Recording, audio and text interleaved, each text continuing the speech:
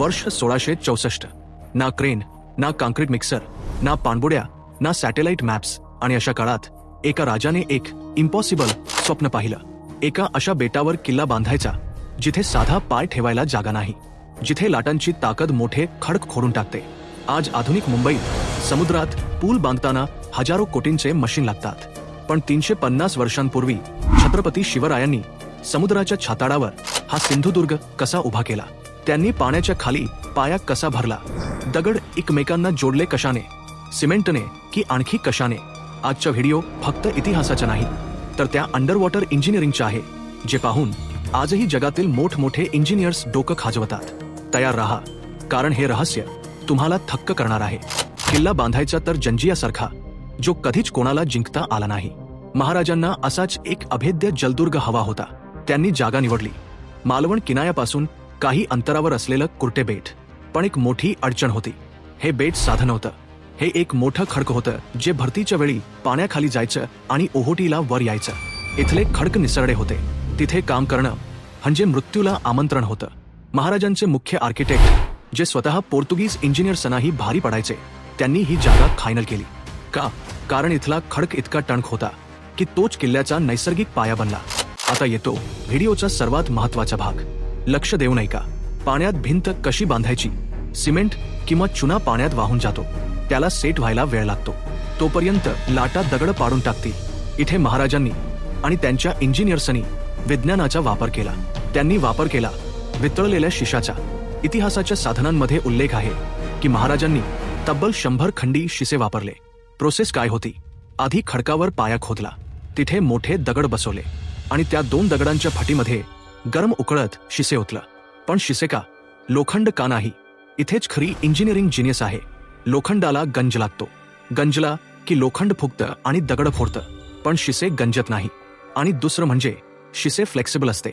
जेव्हा समुद्राच्या लाटा भिंतीवर आदळतात तेव्हा सिमेंटची भिंत तडा जाऊन फुटते, पण शिशाचे सांधे शॉक ॲब्झॉर्बर सारखे काम करतात. ते लाटांचा मार सहन करतात पण तुटत नाहीत. याला म्हणतात chemical welding of the 17th century. तुम्ही कधी पाहिलंय का? सिंधुदुर्गाची तटबंदी सरळ रेषेत नाहीये, ती सर्पाकार आहे. का? डिझाईन छान दिसावं म्हणून? नाही, हे प्युअर फिजिक्स आहे. जर भिंत सरळ असती तर लाटांची पूर्ण ताकद एकाच जागी लागली असती आणि भिंत पडली असती. पण भिंत वाकडी तिकडी असल्यामुळे लाटेचा मारा विभागला जातो, लाटांची ताकद कमी होते. याला म्हणतात वेव्ह ब्रेकिंग टेक्नॉलॉजी. 350 वर्षांपूर्वी फ्लुइड डायनामिक्सचं हे ज्ञान आपल्या पूर्वजांना होतं. हे बघून ऊर अभिमानाने भरून येतो. किल्ला समुद्राच्या मध्यभागी आहे. चारी बाजूला खारं पाणी. पण किल्ल्याच्या आत 3 विहिरी आहेत. दूध बाव, साखर बाव आणि दही बाव. आणि चमत्कार असा की आजही या विहिरींमध्ये गोड पाणी लागतं. हे कसं शक्य आहे?